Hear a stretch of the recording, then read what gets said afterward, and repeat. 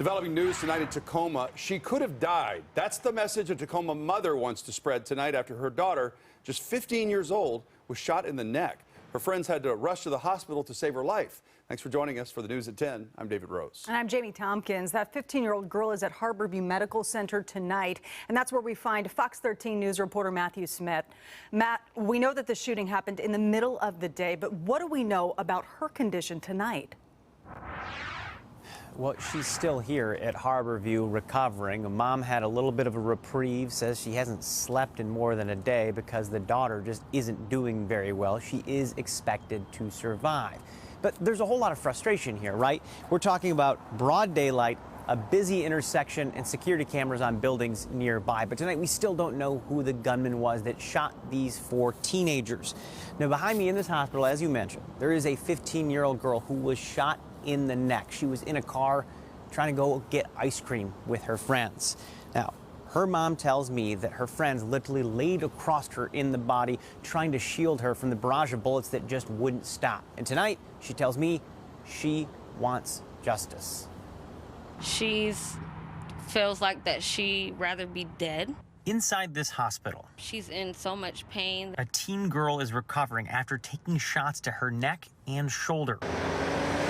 It happened here in broad daylight at 56th and Yakima Saturday afternoon. 2 females, 1 shot in the neck, 1 shot in the head. The third subject was brought in. They're not sure by who. In the end, Shardae's daughter was one of 4 teens hit in a drive-by. She was the most severely injured of all the teens. 3 were treated and released here at St. Joe's in Tacoma. Shardae's daughter needed more treatment at Harborview. She's not understanding why she got shot. She doesn't run the streets. She literally is always at home. It happened so fast. They pulled up to the light and gunshots were going off as they were pulling at the light. And tonight there's frustration. While cameras are near that intersection, business owners tell me that police plan to return today to get a closer look at video that could explain what happened.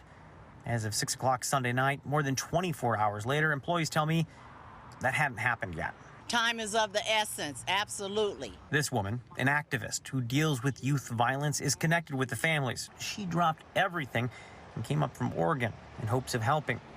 She's frustrated that 4 black teens were shot and there's no visible signs of an investigation. I just think that it's a shame that a mass shooting of black children after what happened in Buffalo, New York, that there's video coverage right there at the store of the license plate number, and that the person is not, that you're not tearing this state up trying to find that individual before they leave here. And neither business has released their video to Fox 13, so it's hard to say what evidence can be collected in it. But I'm told the call for justice is just starting. My daughter is loved. Her friends are loved. And so people are fighting for this. This is crazy.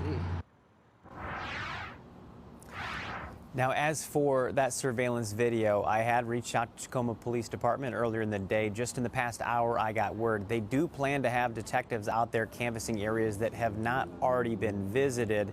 It's unsure as to whether or not those detectives, though, have already visited those businesses that we saw right there on the corner. The people, the staff inside tell me they were expecting them today.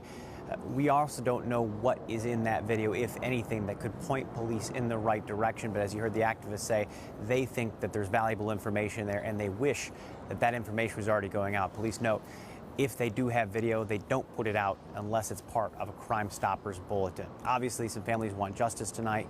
We're going to keep a close eye on this situation as this teenager is still recovering more than 24 hours later. Live outside of Harborview, I'm Matthew Smith, Fox 13 News.